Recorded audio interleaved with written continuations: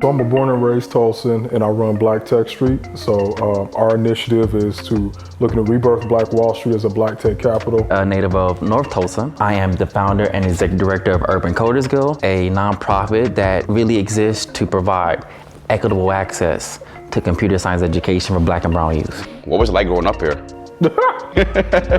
Me running the streets was like playing in the park looking for frogs. I was some kind of weird hybrid. Or getting a computer and learning how to build my first website. I didn't end up going through STEM to break into the career, taking computers apart, dissecting dead frogs that I found. It's funny you brought up frogs. There's a space for you.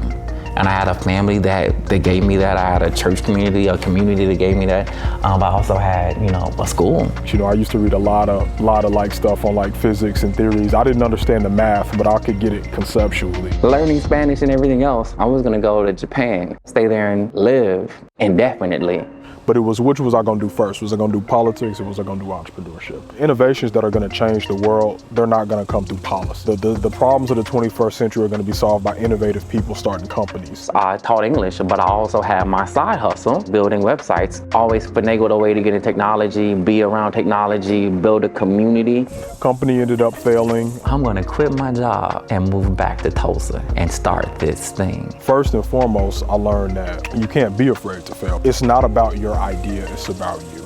To maneuver my way through all the cultural differences, language differences, while I was building language competency, I leaned on my tech skills. Black Tech Street was kind of founded when I asked myself the question, what could Black Wall Street have been had it been supported and not destroyed? Coding for kids in such a way that one, we're learning real life things, we're building projects. We've got partnerships outside of Tulsa, but the goal is to prove this model in Tulsa first, but to prove it in a way that is community focused. One of the things that inspired me to start Black Tech Street was I saw a picture of him on the front page of the Tulsa World. I want you to get to a point where you can pull up Tyrance and you can teach Tyrance what he needs to know.